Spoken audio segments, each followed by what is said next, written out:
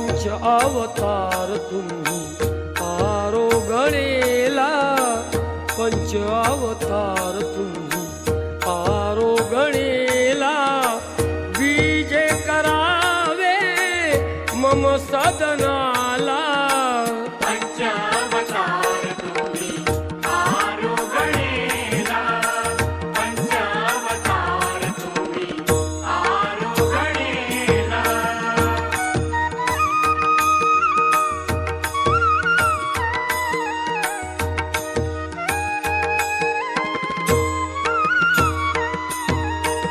मी दीन दुर्बल दास तुमचा हो, दीन दुर्बल दास तुमचा हो, पावन करावे मज पतिता हो। पावन करावे मज पतिता हो। पंच अवतार तुम्ही आरो गणेला, पंचावतार तुम्ही आरो गणेला, पंचावतार तुम्ही आरो गणेला।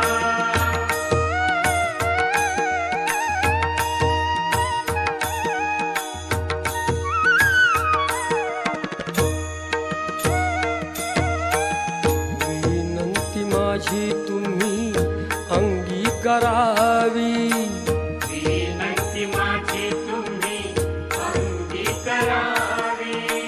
आरो गणा मम नीत स्वीकारावी। आरोगणा मम नित स्वीकारावी। पंच अवतार तुम्ही आरो गणेला, पंचावतार तुम्ही आरो गणेला, पंचावतार तुम्ही आरो गणेला।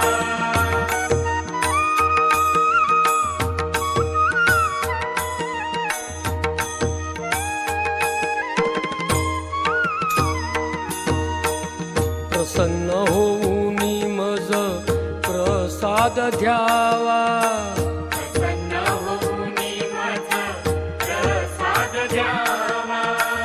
अशुद्ध जीव मम शुद्ध करावा। अशुद्ध जीव मम शुद्ध करावा।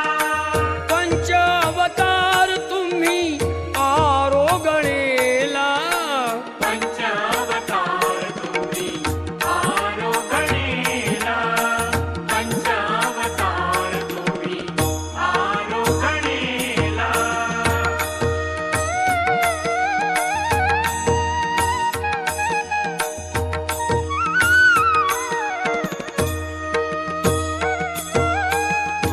आबा कुमार क्षिती भावी मनाला, आबा कुमार शिती भावी म्हणाला।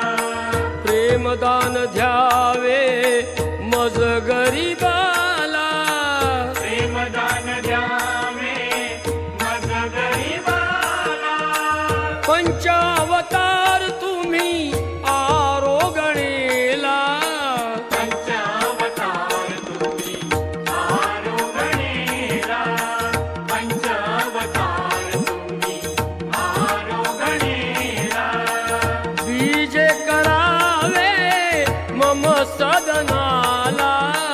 पंचावतार तुम्ही आरो गणेला, पंचावतार तुम्ही आरो गणेला, पंचावतार तुम्ही आरो गणेला, पंचावतार तुम्ही आरो गणेला।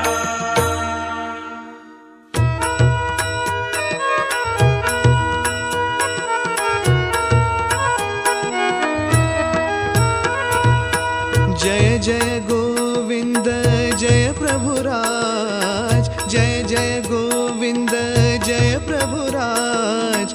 आरती करीतो तुला मी आज, आरती करीतो तुला मी आज।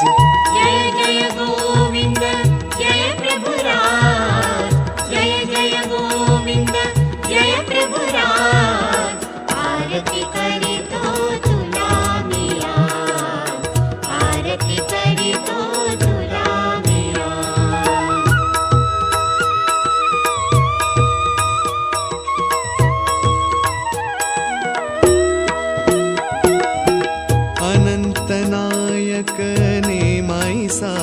कुशी नटुनी मातुल ग्रामी अनंत नायक नेमाई साकुशी नटुनी मातुल ग्रामी रुद्धपुरासी अखंड विचरसी रुद्धपुरासी अखंड विचरसी गुंडमयोगीराज आरती करीतो तुला मी आज आरती करीतो तुला मी आज जय जय गोविंद जय प्रभुराज जय जय गोविंद जय प्रभुराज आरती करीतो तुला मी आज आरती करीतो तुला मी आज वर तळोली या मंदिराचा आणि कुडा या दोन्ही मंदिराचा उद्घाटन समारंभ सर्वांच्या योगदानातून खऱ्या अर्थानं अत्यंत महत्वपूर्ण असलेला प्रसादवत असलेल्या दोनही स्थानांचा जीर्णोद्धार सर्वज्ञ मानभाव धर्मसेवा प्रतिष्ठान नागपूर या मंडळाने केला आहे. त्या सर्वांसाठी एकदा खऱ्या अर्थानं टाळ्या झाल्या पाहिजे. या ठिकाणी आपल्याला चिंतनीजनक परमपूज्य आदरणीय सद्येय प्रातस्मरणीय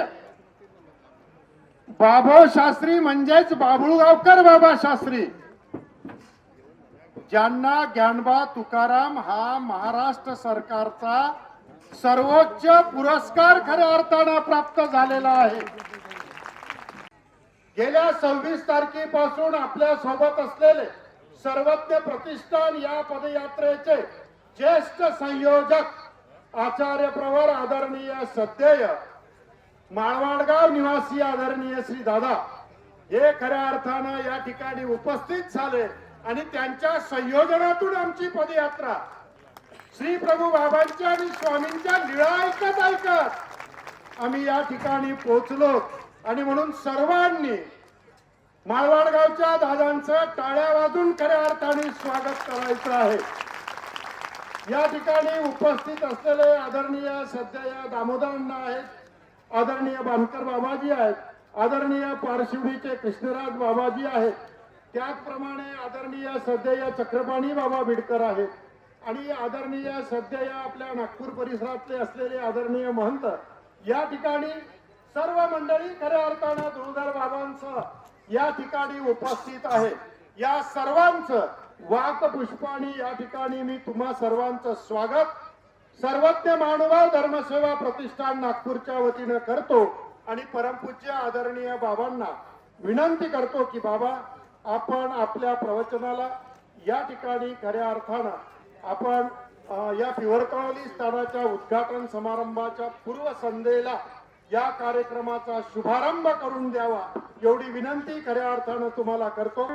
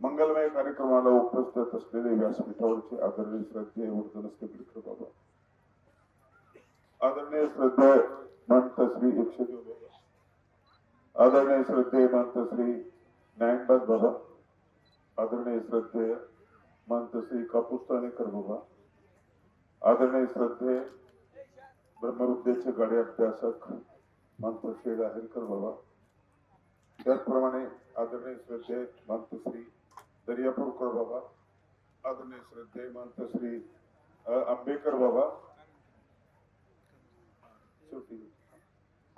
आणि सर्वज्ञ विद्यापीठाचे कुलगुरू, पदयात्रेचे जनक आदरणीय श्रद्धेय खमनीकर दादा, माझे परमस्नेही आदरणीय श्रद्धेय चिचोंडेकर बाबा,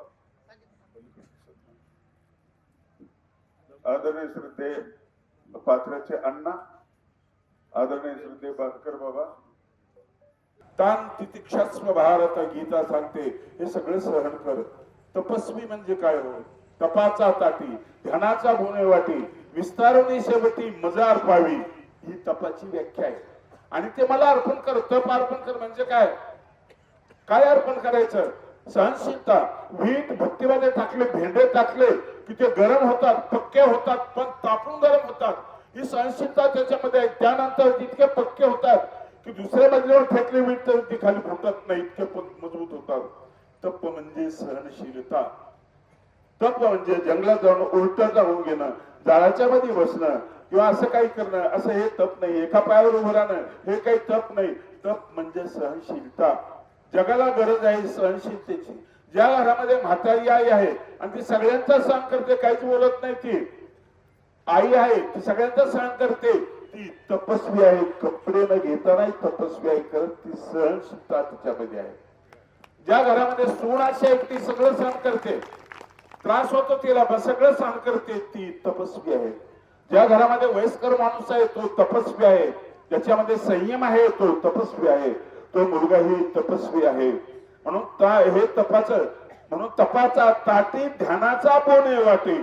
तपाच्या ताटामध्ये तुमच्या आयुष्यामध्ये ध्यानाचा बोने वाटी म्हणजे नैवेद्य. कशाचा? ध्यानाचा. ध्यान म्हणजे काय? ज्ञानापाशी प्रेम उत्तम. प्रेम हे ध्यान आहे. ध्यानाचा बोने वाटी.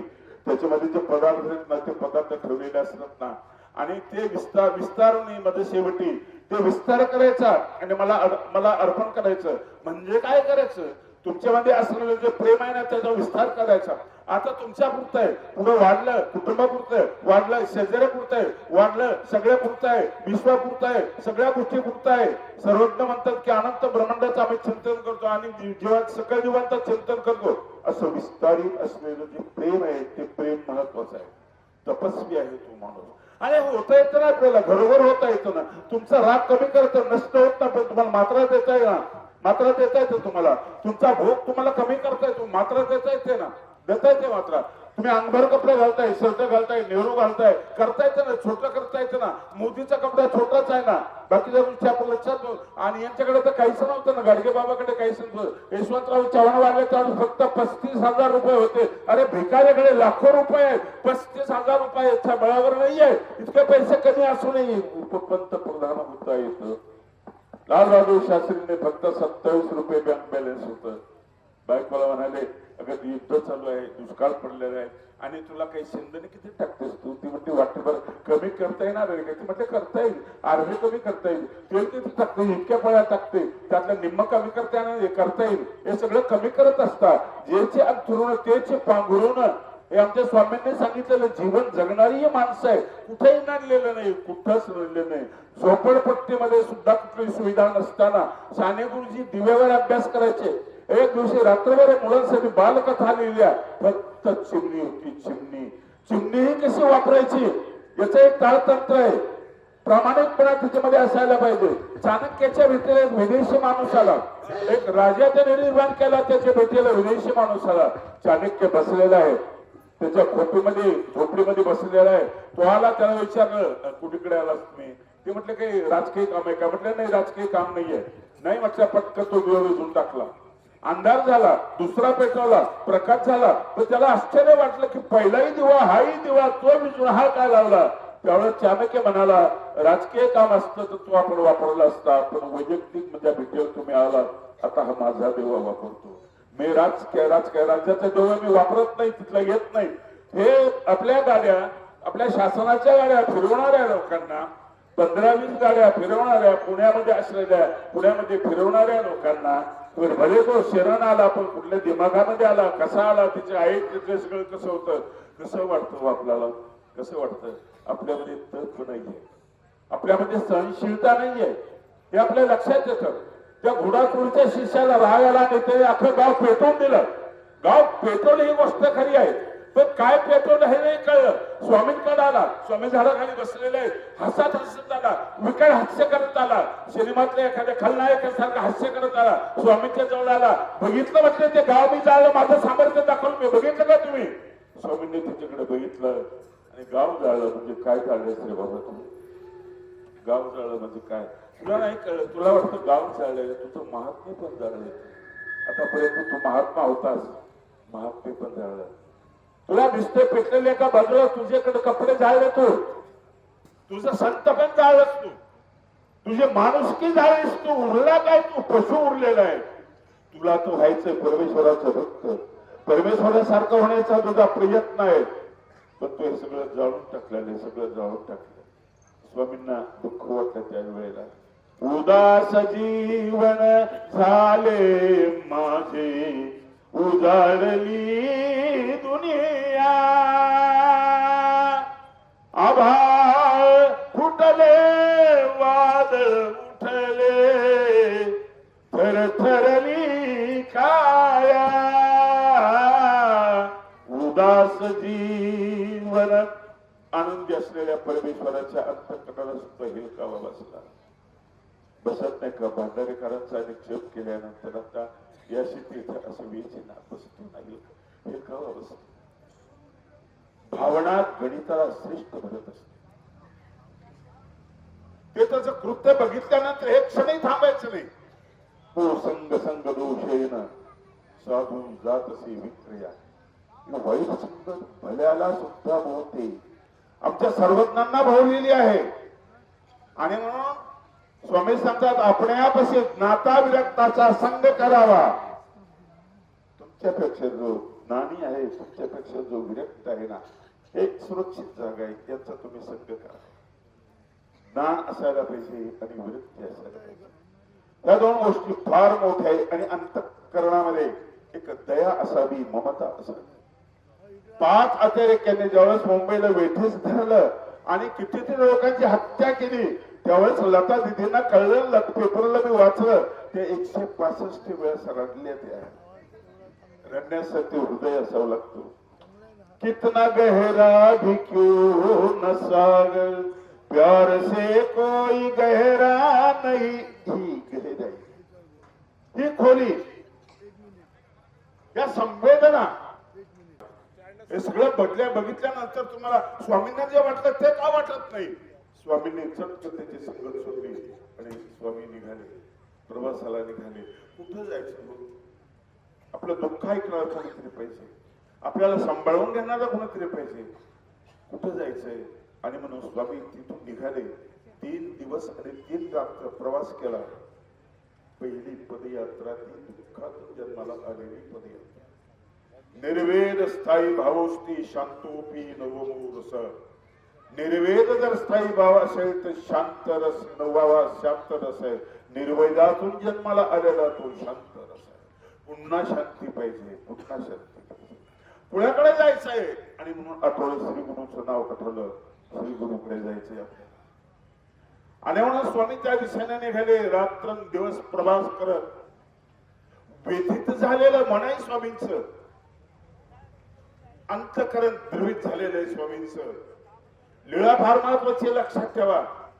ही दुःखातून जन्माला आलेली पदयात्रा कुणाला तरी सांगायला, कुठेतरी रडायला, कुठेतरी 2 अश्रू टाकण्यासाठी आलेली ही पदयात्रा स्वामींची. त्यावेळेला आता मी आलो त्यावेळेस वाद्य वाजत होतं, नाचत होते लोक. स्वामी आले त्यावेळेस असं नव्हतं. एक तलाव होता, तलावाजवळ स्वामी आलेले आहेत.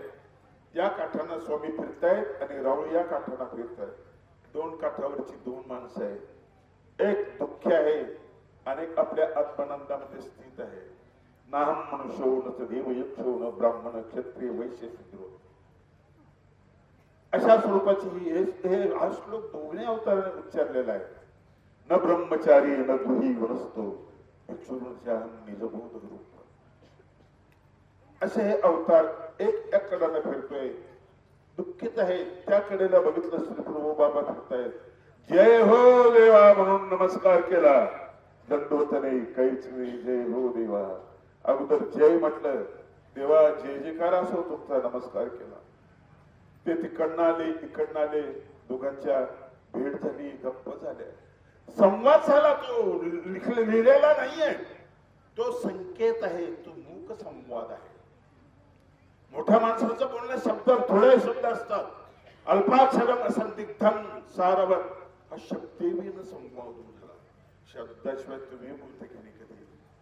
कारण शब्दापेक्षा भारी असतं, शब्दात मावत नाही ते. शब्द त्याला न्याय देत नाही. असा घन विषय जर असेल, रहस्यमय विषय जर असेल ना, तर तुम्ही नजरेने बोलता. शक्ती स्वीकार केला ना, त्यावेळेचा हा संवाद आहे. चक्रिया होय म्हणे एवढंच वाक्य आलेलं आहे. बाकीचा संवाद तुम्हाला आम्हाला कळणार नाही. तो संवाद आणि संवादासाठी फार मोठा ग्रंथ लागतो असं नाही ना. स्तंभायिका त्या निमित्त करून, अरे एवढंच नाही, काळी एका त्या निमित्त करून, एकच काळी संवाद होतो. एका काळीने खंबाचा सोडा बाजूला, एका काळीला निमित्त करून जरासंधाला मारायला प्रयत्न केला. मारामारी सुरू आहे, युद्ध चालू आहे, मल्ल युद्ध. आणि जरासंधाला फाडतो तो भीम असा, दोन तुकडे करतो आणि फेकतो. परत ते जवळ येतात आणि जुटतात. कितीतरी वेळ झालं थकला भीम. आता कृष्णाने त्या ठिकाणी गीता सांगितली. सांकेतिक गीता आहे, 5-7 गीता आहेत भगवंताच्या. पांडव गीता आहे, अणुगीता आहे, उद्धव गीता आहे, भगवद्गीता आहे, जरा गीता आहे. जरा गीता कधी ती शेवटची. त्या व्याधाने बाण मारला हरणाचं तोंड समजून, आणि तो बाण लागला, पळत आलं व्याध हरण बघायला. हरण नव्हतं, भगवान श्रीकृष्ण होते. आणि ते मग त्याला पश्चाताप झाला, रडायला लागला. त्यावेळेस गीता सांगितली. त्या गीतेचं नाव जरा गीता आहे.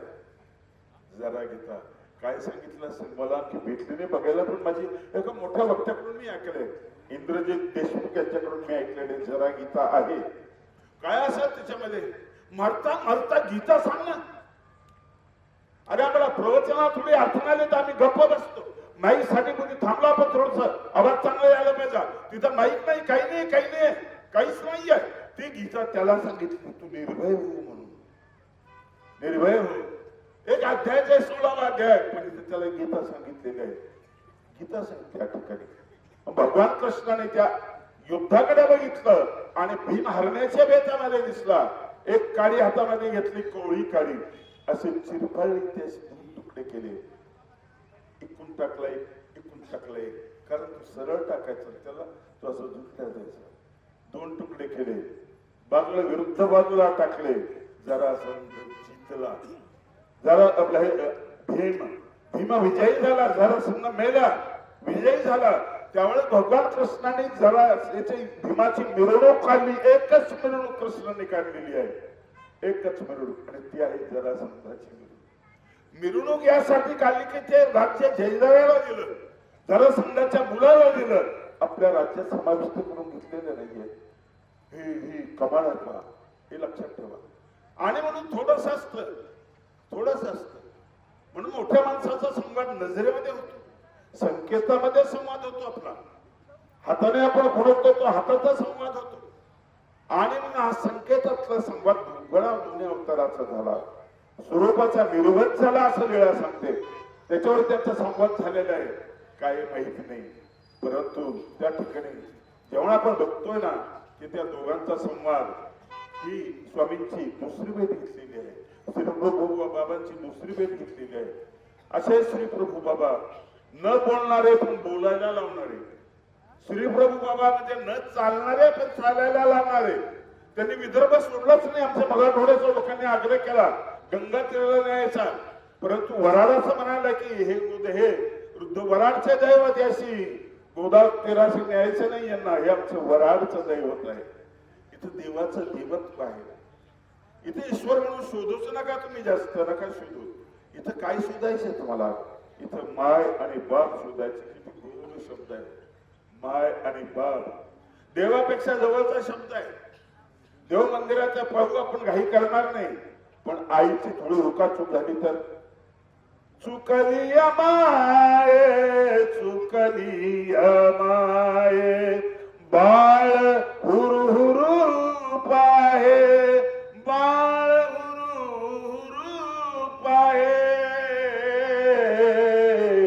तैसे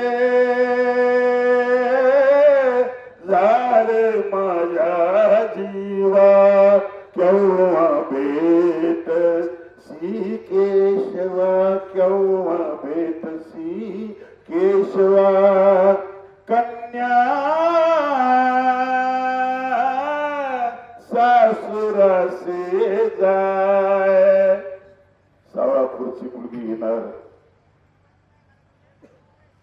अभंग किती गोड आहे सिद्धांत आणि सिद्धांत सुबोध आहे पैसे झाले माझ्या जीवा हा सिद्धांत आहे कन्या सासूर असे जावे मागे परत कोणी पाहे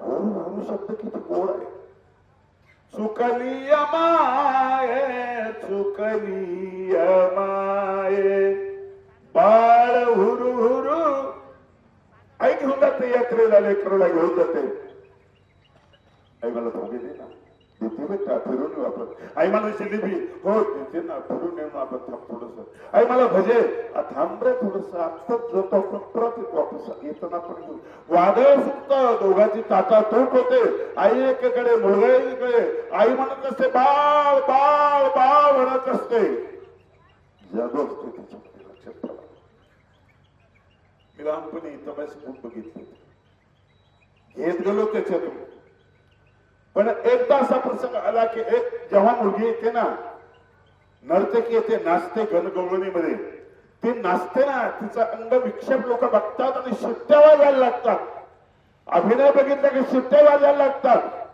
परत आणि वग सुरू होतो त्याच्यामध्ये ती तारामती बनते रोहिदास मेलेला असतो ती रडते बाळ बाळ म्हणून सगळे असे ओरडत असते माझं बाळ प्रेत हातामध्ये आहे त्याच्या शिट्ट्या वाजवणाऱ्याच्या डोळ्यातून त्यावेळेस पाणी येतं शिट्ट्या वाजवल्या तो अभिनय वेगळा आहे आता ती अभिनय करते ना आईचा अभिनय करते तो वेगळा आहे इथून डोळ्याला पाणी येते लता दिदी 165 वर्ष राहिल्या संवेदना आहेत त्या हृदयाला हाच अभंग त्यांना गायला सांगितला त्यांनी गायला पहिल्या दिवशी एक कडवं गायला म्हटलं माझ्याकडून गाणं होत नाही रडायला लागल्या तुकारामाचा अभंग दुसऱ्या दिवशी दुसरं कडवं गायलं एकच गायला म्हटलं नाही मी पुढे नाही गाऊ शकत मानधन होतं सगळं होतं माईक होता तबला पिठी सगळं वाद्य समोर होतं नाही मी गाणार आहे म्हटलं नको आहे प्रत्येक अभंगाचा शब्द इतका महत्वाचा आहे की तो करुण रस निर्माण केल्याशिवाय राहत नाही जालियनवाला बाग बघितला रडले ना लोक आताही रडतात ना लोक एका निरपराध माणसाला सरपंचाला ज्या पद्धतीने मारलं ही पद्धत आमची नाही आहे हाल हाल करून मारायची पद्धत नाही आमची आम्ही बोकड्या सुद्धा कापतो ना तर धारदार चाकू असतो फार वेळ जाऊन नाही त्याला दुःखावून म्हणून पटकन आम्ही सुरी मारतो त्याला चाटायला लावले पाय माणूस करेल कसं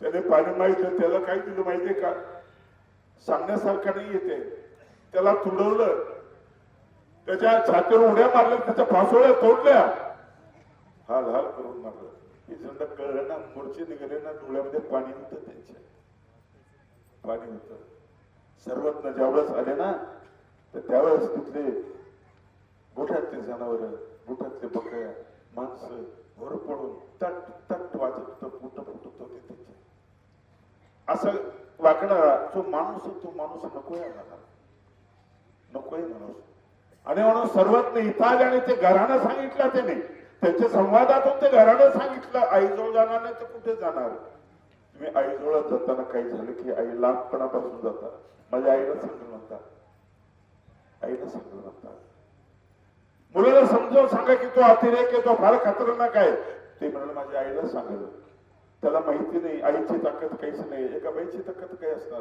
तुम्हाला अतिरेकी कसला आहे पण हा जो विश्वास आहे हा जो भरोसा आहे ना तो भरोसा महत्वाचा आहे खूप महत्वाचा भरोसा आहे आणि म्हणून संवेदना जागृत करणारे हे ठिकाण आहे इथं आल्यानंतर तुम्हाला काही आणायचं नाही पैसे इथं तुम्हाला अश्रू घेऊन यायचे असं दुःख तुम्ही कुठेतरी बघितलेले असतील कुठेतरी असं दुःख बघितले असतील ते तुम्हाला तिथे घेऊन यायचं संगाती चांगला असावा ही सांगणारी निघा चुकीचा संगती जर भेटला तर अनंत ब्रह्मांड नायकाला सुद्धा असुभाचा प्रसंग येतो.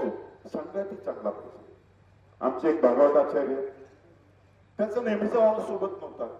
आणि मग त्यांना ते एक माणूस नवीन लिहिला नाही की काय हरकत आहे, त्याला सांगितलं बाबा वस्तू लिहून घे काय काय त्या, विसरू नकोस कुठं. काय लिहायचं? भागवत भगवद्गीता नंबर 2 भगवद्गीता. माझं कमंडलू 3, माझा चिमटा 4, आणखी काही 4 पुस्तकाचे नाव सांगितले. म्हटले पडून जाऊ नका, विसरू नका, वेळेवर कथेला लागतात ते. म्हटलं ठीक आहे. बैलगाडी होती, रस्ता बैलगाड्याचा होता, खडखड धडधड होत. एका दगडावर हे चाक गेलं, जोरात धक्का बसला आणि ते भागवताचार्यच खाली गळून पडले. गाडी पुढे निघून गेली.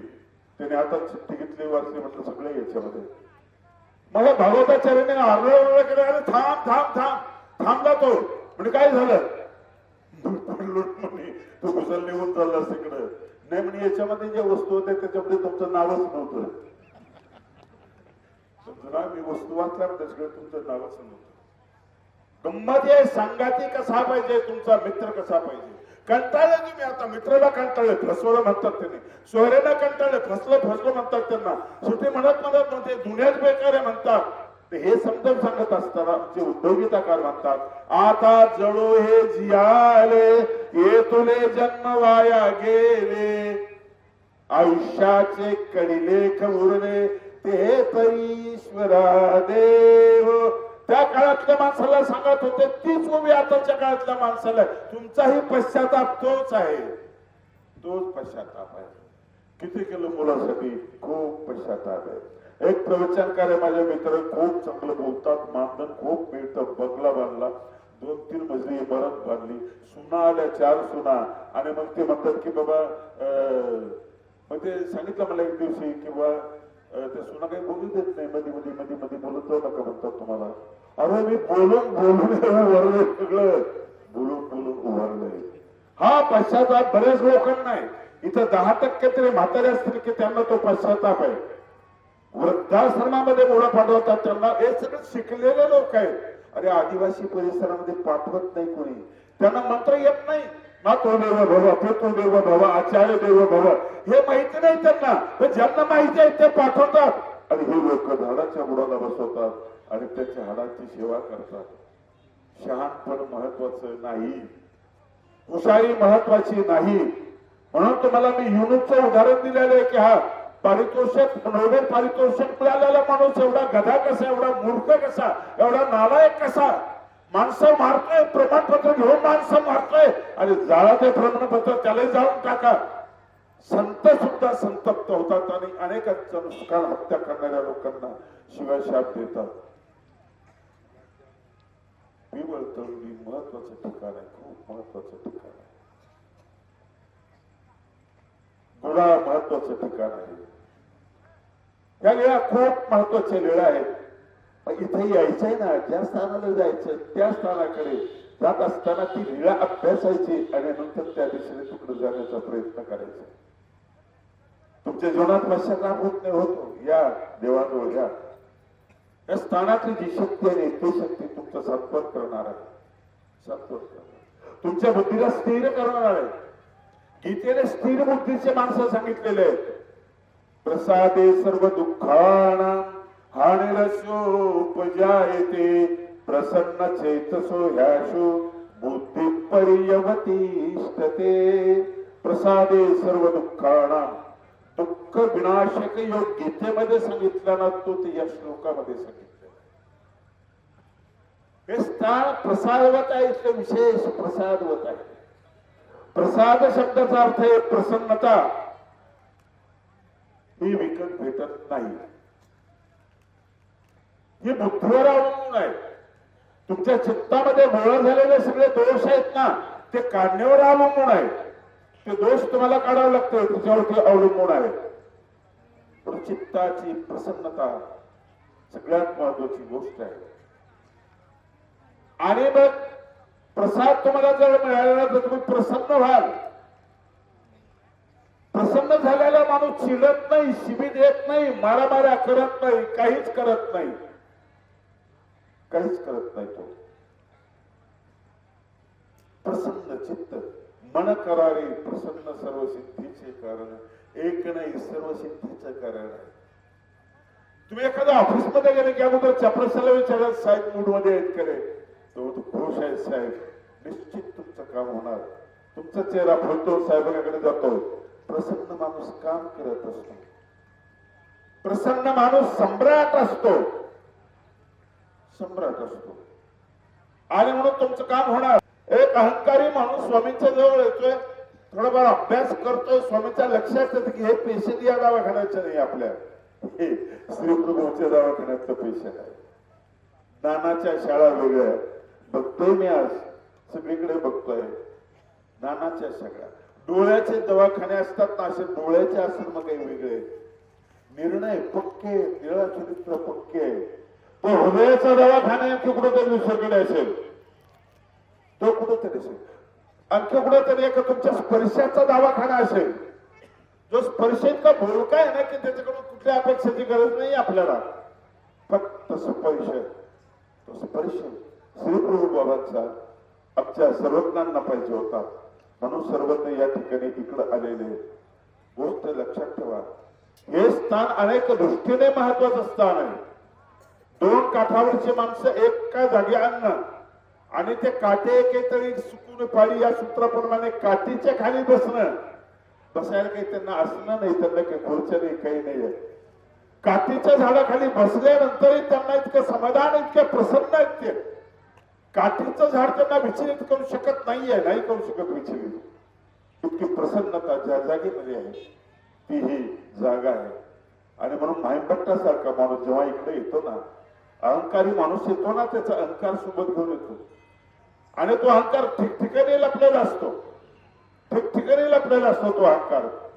आणि मग याचाही अहंकार होता, पण श्रीप्रभूच्या स्पर्शाने तो अहंकार नष्ट झाला. हातामध्ये मशाल घेऊन चालणारे माणसाचे हात चुलीमध्ये गेले, चुलीतली राख काढायला लागली. व्यवसाय केला तर सोनाराचा केला, आपल्या योग्यतेप्रमाणे व्यवसाय केला. तो गौंडी झाला नाही, तो सोन्यासारखा माणूस होता. त्याने व्यवसाय तोच केला. देवा तुझा मी सोनार, देवा तुझा मी सोनार, नर हरी सोनार हरीचा दास, भजन करीत असे रात्रंदिवस, तुझ्या नामाचा व्यवहार, देवा तुझा मी सोनार. तुझा दास आहे मी. दा धातूपासून शब्द बनलेला आहे. दा म्हणजे दान देणे, सगळं देणे, हृदय देणे, तन देणे, मन देणे. त्याचा अर्थ आहे दास्य. दास्यामध्ये अपेक्षा नसते, निरपेक्ष असते. भक्ती जैसी सावे भक्ती त्रिविधा भजता नाव ज्ञानप्रबोध. मन, इंद्रिय, देह, स्वभाव नियमे अर्पी जाते. सगळं त्याला अर्पण करणं, याचं नाव दास्य आहे. दास्य मोच काय, हेच स्वामींनी सांगितलेलं आहे माहिमभट्टाला पहिलं सूत्र. आणि मग पहिल्या सूत्रातला तो शब्द दासता त्यांनी स्वीकारली. आणि प्रेमाच्या सहवासामध्ये असलेलं ज्ञान गडप होऊन गेलं. गडप होतो, नको होतो माणूस. शब्द सापडत नाही त्याला, नाही सापडत शब्द. लहान मुलाच्या हातामध्ये चॉकलेट द्या, असं उड्या मारायला लागताना त्याला आवाज नाही काढताय, हु हु करतो. मुलीच्या हातामध्ये द्या, ती आपले परकर असं करते, ती नाचत राहते. शब्द नसतात त्या ठिकाणी. तुमचं खरं जीवनाचं प्रेम सुरू असो ना, विषय प्रेम असो की कुठला असो, शब्द गायब झालेले असतात. तुम्ही फुलाकडे अगदी तक लावून नजरेने बघा, वर्णन गायब झालेलं असतं. तुम्ही त्याच्याशी एकरूप झालेले असतात, पूर्णपणे एकरूप झालेले असतात.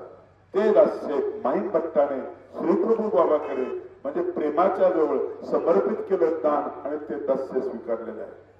कमाल आहे, लक्षात ठेवा. एवढं निघून जाण्यासाठी केवढी ताकद असावी लागते. अहंकार निघून जाण्यासाठी केवढी ताकद असावी लागते. आपला नाही जात अहंकार, नाही जात. आज मी सगळ्यात गरीब आहे असं म्हणताना सुद्धा आपला अहंकार इथेही निर्माण होतो. मी सगळ्यात श्रीमंत आहे इथं ते निर्माण होतो.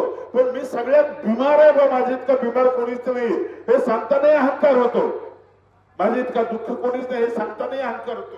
कुठल्याही टोकावर तो बसतो म्हणून अंत्यचे मूळ सकंदी उपडावे स्वामींनी सांगितलंय. शांतीचं रोग लावायचं ना अहंता काढून टाका. उपद्राव पवारांच्या गावामध्ये मी गेलो, सांगितले 2 ठिकाणी. सरपंच कसं आहे ते गाव, आता आशिया खंडामध्ये सगळ्यात श्रीमंत गाव आहे. विचार करा, चित्त एकाग्र करून ऐका तुम्ही. एवढं श्रीमंत गाव होतं का? नाही, खूप गरीब होतं. पाणी किती खोल, 120 फूट खाली होतं जमिनीमध्ये पाणी. पाण्याचं दारिद्र्य, तिथे कुठले दुकानं नव्हते, दारू भट्ट्या होत्या, मारामाऱ्या व्हायच्या, वर्षातून 1-2 खून व्हायचे. असं ते गरीब दरिद्र असलेलं गाव. तिथं क्रिकेट खेळणारा कॉलेजचा एक विद्यार्थी तो तिथे गेला, पोपटराव पवार नावाचा माणूस. तिथे गेल्यानंतर मग त्यांनी त्या गावात बदल केला. नंतर मी भेटीला गेलो. गेल्यानंतर म्हटलं पोपटराव हे गाव असं होतं असं मी ऐकलं, इतकं वाईट होतं म्हटलं. मग इतकं चांगलं कसं बनवलं तुम्ही, कसं शक्य झालं? आम्ही देशांची माणसं सांभाळू शकत नाही, आम्ही गावं सांभाळू शकत नाही. ते आमचं नियंत्रण ढिल्लं होत चाललेलं आहे. सगळ्या संप्रदायाचं दुर्दक्षिण भागवत आहे, कीर्तन सप्ताह आहे, महाभारत आहे, रामायण आहे. माणसं बदलत नाहीत, माणसं वाया चाललेलं आहे.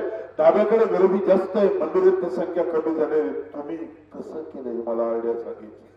हे गाव इतकं चांगलं कसं केले? त्यांनी मला जे उत्तर दिले ना, मी पहिल्यांदा त्या सूत्राचा अर्थ त्यांच्या पद्धतीने ऐकला. ते म्हणले अहंतेचे मूळ सकंदी उपडावे नायका, मग शांतीचे रूप लावावे एरवी अंकुरण गती. म्हणजे समस्या मुळासकट काढायची मला स्वामींनी शिकवलं. समस्या अहंताच नाही, ममता सुद्धा तुम्हाला मुळामध्ये जावं लागेल. जगाची कुठलीही समस्याच्या तुम्ही मुळाशी जा. अतिरेकी का, नक्षलवादी का, हे अशांत आहेत, हे अतृप्त आहेत, यांना न्याय मिळाला नाही, हे याला कारण आहेत, ही माणसं दुःखी का? मुळाशी जाणं महत्वाचं आहे. आणि स्वामी मुळाशी गेलेले आहे. समस्या मुळाशी गेल्यानंतर सुटते. स्वामी मुळाशी गेलेले आहेत.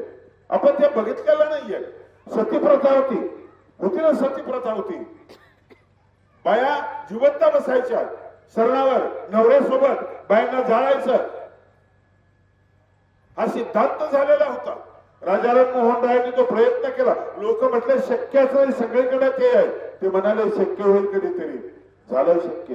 बाबासाहेब आंबेडकरांनी संविधान लिहिलं आणि तिची जागा बदलली.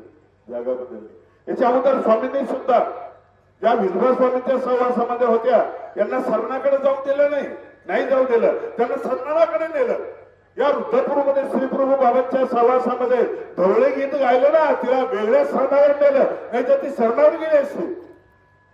त्या स्त्रियांना आमच्या साधू स्वामींच्या सोबतच्या एकही सरणावर गेलेली नाहीये. आणि नंतर बाबासाहेब आंबेडकरांनी जे संविधान लिहिले ना, खूप महत्वाचं लिहिलं. पण मी 4-5 वर्ष गाणं म्हटलंय बाबासाहेब आंबेडकरांचं. एखाद्या व्यक्तीचं वर्णन कसं असावं, स्वामींचं जे वर्णन आपण मूर्ती वर्णनात करतो ना, बाबासाहेबांनी नेमकं काय केलं, बाबासाहेबांचं जेवण कसं होतं, गाडीत बसू देत नव्हते. बाबासाहेबांकडे बघण्याची दृष्टी चांगली होती. खोळीच्या बाहेर बसावं लागायचे त्यांना बाहेर बसावं लागायचे त्यांना. आणि मग बाबासाहेब शाळेमध्ये बाहेर बसायचे. उत्तर चांगले येत असून जवळ जाता येत नव्हतं. मधले मुलं अडचण करायचे मुलं. कुठं उष्ट खाणारा समाज, ढोरं बनणारा समाज. आणि बाईला, आपल्या बाईला भाकर मागत असताना सुद्धा भाकरवाडा बाईसाहेब असं आमच्याकडे म्हणायचं. आपल्या अशिक्षित बाईला सुद्धा बाईसाहेब म्हणून आपण घेतलेले त्यांच्याकडून. बाईसाहेब असे परपुष्ट असलेलं त्यांचं जीवन. पण त्यांनी संविधान लिहिलं आणि स्त्रियांची जागा बदलली. सरणावर जातात ना म्हटलं इथे नाही, पंतप्रधानपदी बसवलं त्यांनी स्त्रीला राष्ट्रपती पदावर बसवलं. ही जागा बदललेली आहे. आणि म्हणून त्यातले काही कडवे महत्वाचे मी म्हटलं, मला मोह आवडला नाही बऱ्याच वेळेला. आकाश मोजितो आम्ही भीमा तुझ्यामुळे, आकाश मोजितो आम्ही अभळ मोजायला नव्हते रे, पैसे मोजायला दोन. श्रीप्रभू बाबा गाडगे मोजायला लागले दलितांच्या घरी रुद्रपूरमध्ये. आणि जवळपास तिथले दलित जे होते श्रीप्रभू बाबावर श्रद्धा होती. बाजूला उभे राहिले बघत होते, म्हणत होते काय प्रभू त्याच्यामध्ये गाडगेत रे. अरे रिकामे काय मोजतो, आमच्याकडे मोजायलाच काही नाही. आणि आज आकाश मोजितो आम्ही आभार मोजलोय, सूर्याचं पृथ्वीचं अंतर मोजलं, तलावातलं पाणी मोजलं, आम्ही पृथ्वीचं वजन मोजलं. भीमा तुझ्यामुळे हे जे वर्णन आहे ना फार गोड होत. जे काम श्रीप्रभू बाबांनी अगोदर केलेलं आहे, त्यांना पाणी पहिल्यांदा पाजलेलं आहे. श्रीप्रभू बाबांनी हे काम केलेलं आहे, महत्वाचं काम आहे. क्षेत्रखाज मध्ये जे वर्णन आहे ना, वेळेतलं जे वर्णन आहे, पदार्थ कोणकोणते आणले आणि कोणी आणले, कोणकोणते पदार्थ आणले, खाद्यपदार्थ सगळे आले, सगळे आणलेले आहे. उंडळ आणलेले आहे, गोळच्या उंड्या आणलेल्या आहे, वाटाण्याचे सोले आणलेले आहे, 4-5 सोले आणलेले आहे. आणि ते श्रीप्रभू बाबांनी खाल्लेले आहे. की एवढी मोठी क्रांती. श्रीप्रभू बाबाच्या भेटीला आलेला माहीम भट्ट एका मातंगाला विचारतो की श्रीप्रभू बाबा राहुल कुठे आहे, आणि तो सांगतो, रस्ता सांगतो. तो पुढे निघून गेल्यानंतर महाराष्ट्रातला पहिला दंड मातंग समाजाला घातलेला श्रीप्रभू बाबांच्या एका शिष्याने तो दंडोत घातला. ज्याने लीळाचरित्र लिहिलेला त्याने तो दंडोत घातलेला. त्या दंडोताची काय किंमत करणार तुम्ही? खूप वर्ष सुचले तरी त्यांनी खूप वर्ष तक्रार सुकेला लोक यायचे, त्यांच्या विडा बाहेरून घेतल्या जायच्या, टोपला आणल्या जायचं, त्या टोपल्यामध्ये विडा घेतल्या जायच्या. नंतर त्याचे पंक्ती वेगळ्या बसवलेल्या बघितले ते वेगळ्या बसवल्या. मी माझ्या मार्गस्थ 2 मध्ये लिहिलंय की मार्गस्थ 2 मध्ये असं लिहिलंय की शिरोली नावाचं गाव आहे अक्कोट पासून जवळ. तिथे एक भिक्षुक गेले. त्यांनी सांगितले की मला काही मदत करा. 100 घरं उपदेशाचे होते. ते म्हटले नक्की मदत करू, तुम्ही दूध घ्या. दूध सांगितलं. तो माणूस किचन मध्ये गेला, दूध आणून दिलं. दूध त्याच्या हातामध्ये दिलं, ग्लास दूध दिल्यानंतर तो किचन मध्ये गेला. तो जाऊन येईपर्यंत तो ग्लास बाथरूम मध्ये फेकला त्याने. नंतर मग तो दूध नेहमी घेतलं. तो म्हटलं इतकं गरम दूध तुम्ही इतक्या लवकर कसं घेतलं? त्याला संशय आला. तो बाथरूम कडे गेला. तिथं दूध सांडलेलं बघितलं. तो दलित म्हटला तुम्ही दूध नाही सोडलं बाबा, तुम्ही दूध सांडलं नाही, तुम्ही 100 दलित सांडले तुमच्या ग्लासात. महानुभा पंथ सोडला मी, सोडून दिला मी. ह्याच्या चुका येत नाही, ह्या चुका कुठेतरी याचं प्रायश्चित व्हायला पाहिजे. कुठेतरी प्रायश्चित व्हायला पाहिजे. संकट मोझेली तो आम्ही भीमा तुझ्यामुळे. कोण कवी आहे पण मला आवडलं हे गाणं. किती बदल झालेला आहे, खूप बदल. बंदूक नको मला, अनुभव तो नको रे. शब्दाने शब्दाने शब्दाने मारितो आम्ही भीमा तुझ्या.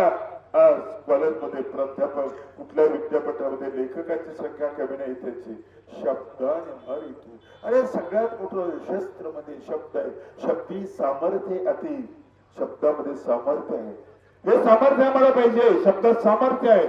आणि किती गमतीचं फार फार फार सुंदर आहे, फार सुंदर आहे.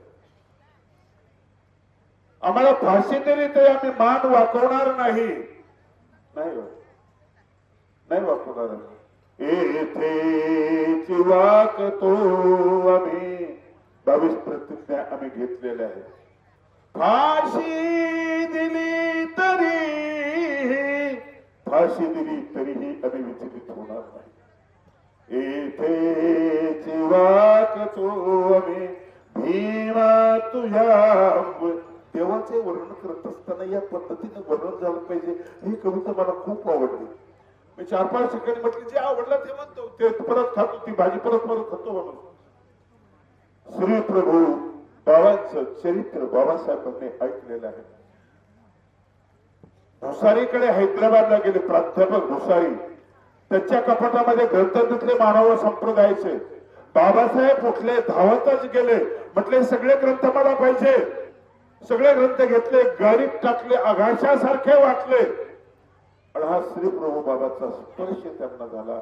आणि मग त्यांनी असं लिहिलं की मानव संप्रदायाला माझ्या हृदयामध्ये आदराचं स्थान आहे, आदराचं स्थान आहे.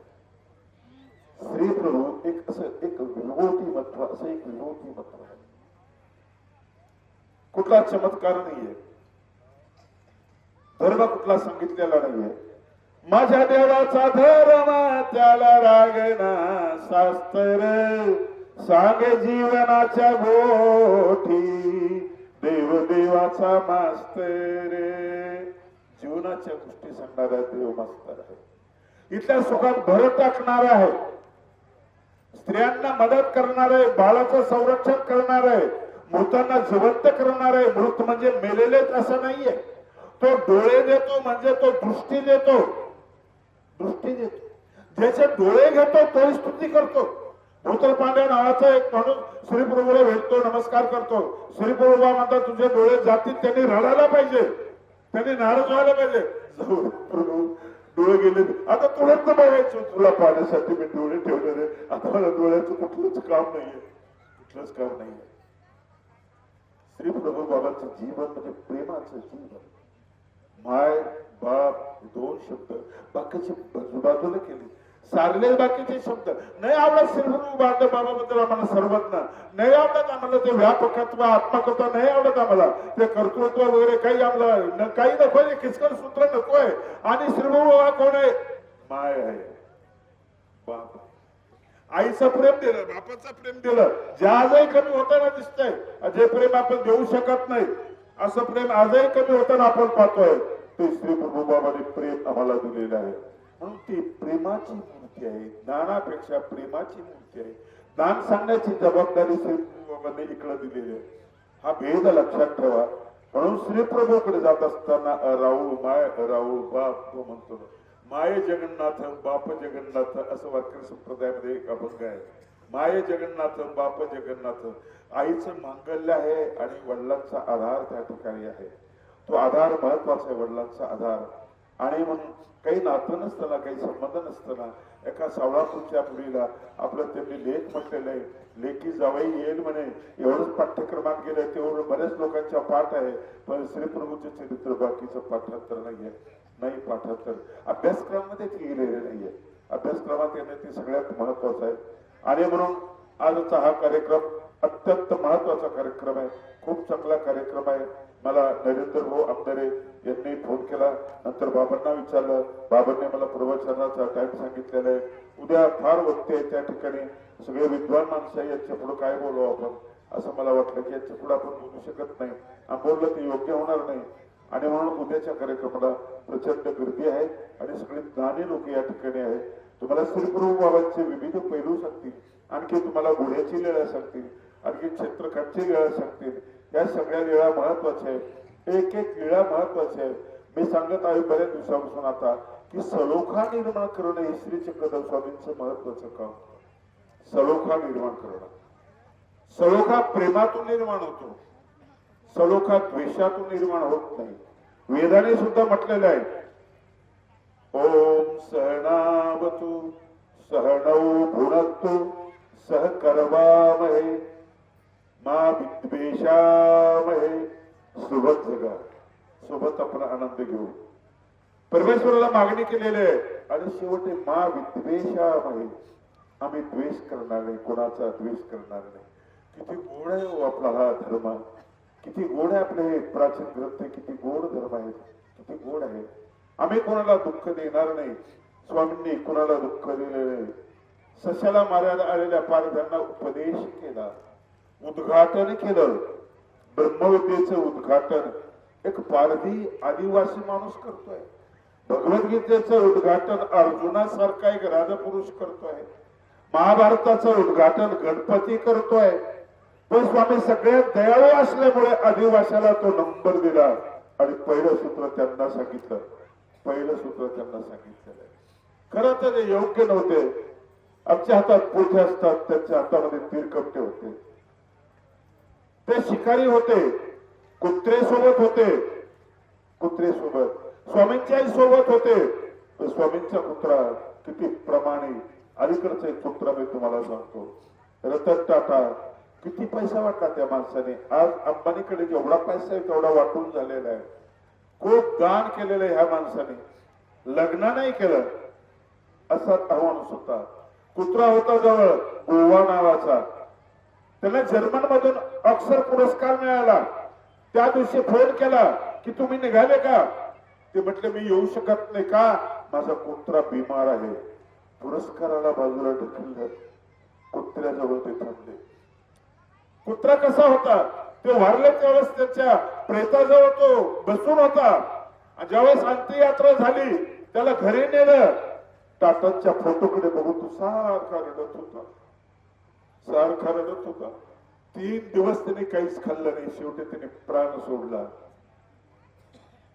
परत स्वामींनी तुम्हापाशी बरी सुनी चांग म्हटलेलं आहे. आपण त्यांच्यापेक्षा चांगला असायला पाहिजे, कारण आपल्याकडे प्रतिभा आहे, बुद्धिमत्ता आपल्याकडे आहे. परमेश्वराने ज्ञानशक्ती आपल्याला दिलेली आहे. पण डांगरेसला किती वाईट वाटतं. 700 वर्षापूर्वी हाच कुत्रा, आता डांगरेची किंमत कळाली आपल्याला. शक्य आहे डांगरेचं असं झालं असेल, नवीन काही बघितलं ती किंमत आपल्याला कळते. आणि म्हणून सर्वज्ञांनी जे सलोख्याचं काम निर्माण केलंय ना, माझ्या दृष्टीने प्रत्येक लीळेमध्ये सामाजिक आशय आहे. प्रत्येक सूत्रामध्ये सामाजिक आशय. एकही सूत्र असं रिकामा नाहीये. प्रत्येक सूत्र सुख देणारं सूत्र आहे. एक अत्यंत धार्मिक असलेल्या म्हाताऱ्याच्या भेटीला गेलो. मुलांशी बोलला अगोदर. दवाखान्यात आहे, कॅन्सर झालेला आहे, शेवटच्या स्टेपला आहे. डॉक्टर म्हणाले आमच्या गोळ्या वगैरे संपल्या, आता काही करता येत नाही. शेवटची स्टेप आहे म्हणजे जगातला कुठलाच दवाखाना यांना वाचू शकणार नाही. पण ते ऐकत नाही. म्हणतात जमीन विका, बंगला विका, मला वाचवा, अमेरिकेला न्या, इकडं न्या, तिकडं न्या. काय करायचं आता? म्हणजे तुम्ही त्यांना सांगा. धार्मिक खूप माणूस आहे, सूत्रावर खूप प्रेम आहे. मी गेलो भेटीला, मला कशी तब्येत बरी, पण आणखी चांगली होईल ना. मला हे दाखवत नाही ना पुढे दवाखान्यामध्ये, नाही दाखवत. बरं मुलं परेशान आहे, विकटिक करायला हरकत नाही, फायद्यानं नाही काय त्याचा. हे सगळं विकून ते दुरुस्त होत नाही ना, मग कशाला विकायचं, काय करायचं? आम्ही त्यांना म्हटलं आता स्वामी एकच आज्ञा येतो मला. म्हटलं काय? सूत्रातून सांगा. म्हटलं सांगतो. पोरे हो, आता मला तरी सांग, सगळे रस्ते बंद झालेले तुमचे. ते सूत्र ऐकलं, त्या माणसाने जवळची गाठी हातात घेतली. म्हटलं घरी घेऊन चालला तर काही गरज नाही मला त्याची. सामाजिक अशा प्रत्येक सूत्रामध्ये, प्रत्येक तुमचं घर दुरुस्त करायचं काम सूत्र करतं. मौन धारण करायचं सूत्र काम करतं. भांडण आणि कलह मिटतात मौनाने. मौलांच्या कलह असते. सगळे सूत्र हे काम करतात. म्हणून मी एक लीळा बऱ्याचदा सांगितली की मी एका शिळेची लीळा, एका लीळेमधली शिळा, एकच गोष्ट आहे महत्वाची. छोटीशी नदी आहे, सुत्रा नदी. म्हणजे उडी मारता येत नाही इतकंच अंतर आहे, फार जवळ आहे. पण म्हाताऱ्या माणसाला, चांगल्या माणसाला उडी मारायला पाऊल थोडस मध्ये पडतं. नाही, आधार पाहिजे, कुठला तरी आधार पाहिजे. आधार कसा तयार होत असतो. आणि मग तो रामसेतू आधार केला. रावणाला मारायचं, सीतेला आणायचं म्हणून रामसेतू तयार केला. स्वामींनी जो सेतू केला ना, कुठला मारासाठी तयार केलेले नाहीये. तिकडून इकडे येण्यासाठी, इकडून तिकडे जाण्यासाठी परिवाराला कामाला लावलेलं आहे स्वामींनी. कासोटा घातला बाहेरने, सगळ्यांनी एकच शिळ आहे ती लोटायची, ढकलली. आचार्य नागदेवांनी जवळ नेली, थोडं अंतर राहिलं, स्वामींनी धक्का दिला, फिट बसली. काय केले? पलीकडचे माणसं अलीकडे आणले, अलीकडचे माणसं पलीकडे केले. सेतू बनवलं स्वामींनी. छोटस काम आहे पण सेतू बनवला. हा सळूख आहे, सळूख. गंगाच्या देवळामध्ये वस्ती करणं, अनेक ठिकाणी नपळच आपण ज्याला म्हणतो त्या ठिकाणी वस्ती करणं, अनेकांचे संदर्भ घेणं, सगळे संप्रदाय फेकून दिलेले. चार्वाकाचा सुद्धा एक सुंदर श्लोकाचा अनुवाद केला मराठीमध्ये. स्वतंत्रता हा मोक्ष, परतंत्रता हा बंध. स्वातंत्र्य हा मोक्ष, पारतंत्र्य हा बंध.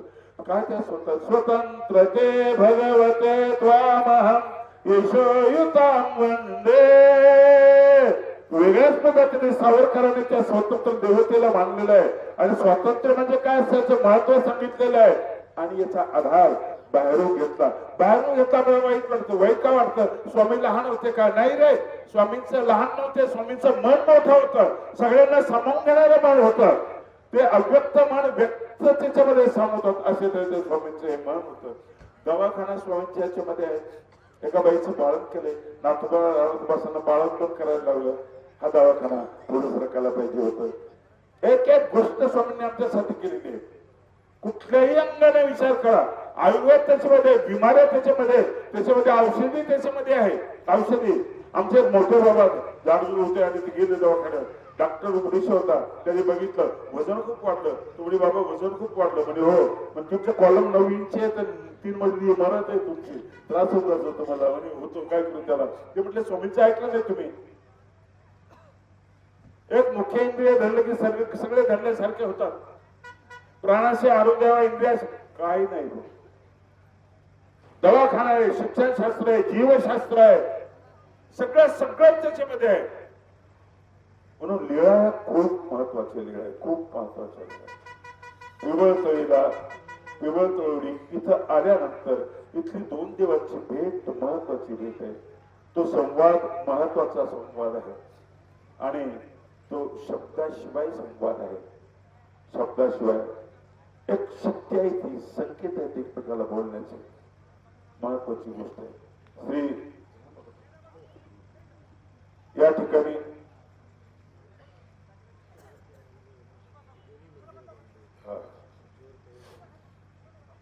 दोन महत्वाचे मंदिर या ठिकाणी सर्वज्ञ महानुभाव धर्मसेवा प्रतिष्ठान यांनी बांधलेले आहेत. केवळ तळवली आणि गुढा त्यांनी मंदिर बांधले, हे तर महत्वाचं आहे. पण ते पायी आले हे जास्त महत्वाचं आहे. महावीर बुद्ध सगळे पायी फिरते, पृथ्वी फिरते, सगळं आपल्या अंगातलं रक्त फिरतं. ते फिरायचं बंद झालं ना, लगेच ऍडमिट करावं लागेल. माझं फिरायचं बंद झालं की लगेच मला उचलावं लागेल इथून. फिरणं महत्वाचं आहे, फिरणं महत्वाचं आहे. हे पाय त्या पायासाठी झिजतात ना. आणि म्हणून हंसराज दादा खामणीकर हे एक आदर्श पुरुष आहेत, आदर्श पुरुष आहेत. आणि त्यांना पाहूनच बाकीच्या पदयात्रा वगैरे सुरू झालेल्या आहेत, हे सगळं सुरू झालेलं आहे. आणि म्हणून मी त्या मंडळाला, सर्वज्ञ महानुभाव धर्मसेवा प्रतिष्ठान मंडळ या मंडळाला धन्यवाद देतो. आणि यांना प्रेरणा देणारे आदरणीय आचार्य कारंजेकर बाबा यांना मी धन्यवाद देतो. खूप कामं त्यांच्याकडनं करून घ्यायचे आपल्याला. मानवाव संप्रदायामध्ये एवढी मोठी भूमिका सरकारला जवळ घेऊन एवढं मोठं काम कोणीही केलेलं नाही. त्याच्या एकदा टाळ्या वाजवा आणि अभिनंदन करायचं. आभारी आहोत. धन्यवाद.